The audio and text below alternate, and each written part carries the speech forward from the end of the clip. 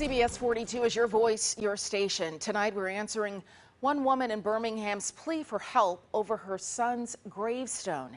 After years of saving money to buy it, she says when it finally arrived, it made grieving her son even more difficult. CBS 42 investigative reporter Chloe Vicente is in now with the story.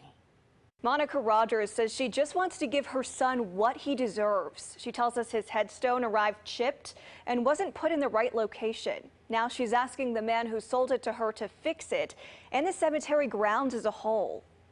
I have always said before I leave this earth, I want to put a headstone on my son. And then when I came up here and I didn't see it up there, and the way he did it, it really hurted me. Because don't nobody deserve to be like that. When Monica Rogers' son Kelvin died back in 2016, he was buried here at Sunrise Memorial Gardens in Birmingham. And he's saying, "Mama, don't cry." Right, he's telling me not to cry. It's gonna be all right. It's gonna be all right. After years of saving money to buy him a headstone, Rogers says it arrived chipped and placed on what she believes is the wrong grave. My son do not deserve that, to have a chipped headstone. I paid too much money for it. And I asked him to send it back. He told me he would. Instead of him sending it back, when I came back up here, it's 15 feet from his grave. I have 3 kids. And if this happened to one of mine, I don't know if I would be as strong as her.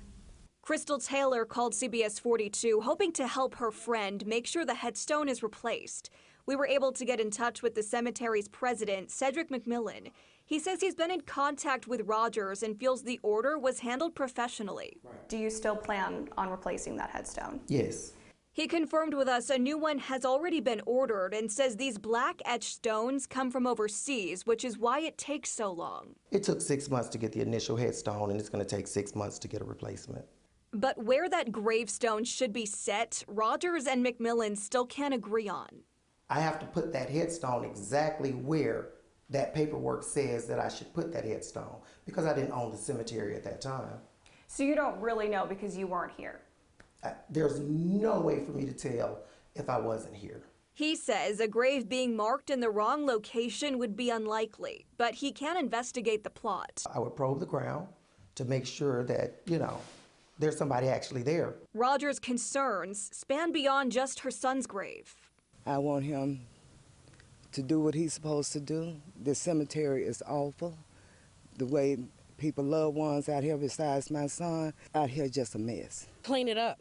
McMillan admits there is maintenance to be done, but it costs money that right now the business simply can't generate. There are times there's not even enough revenue coming in to facilitate the mortgage, more or less the grounds. Rogers says she's reminded of that every time she remembers her son. They gonna help us. I really do believe it. Rogers hasn't been the only one to have concerns with the cemetery. An online search shows Sunrise Memorial Gardens has a 1-star review on both Google and the Better Business Bureau, with several complaints about the conditions of the graveyard and customer service. McMillan tells us he's hopeful that as the cemetery grows, he'll have more revenue to invest in the grounds. You can watch our full interview with him on CBS42.com. Back to you.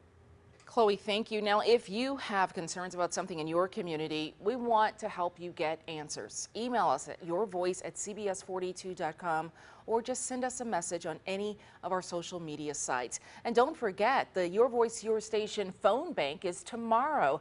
We will be taking your calls about the issues that matter to you. It's from 4 o'clock in the afternoon until 6:30 tomorrow evening.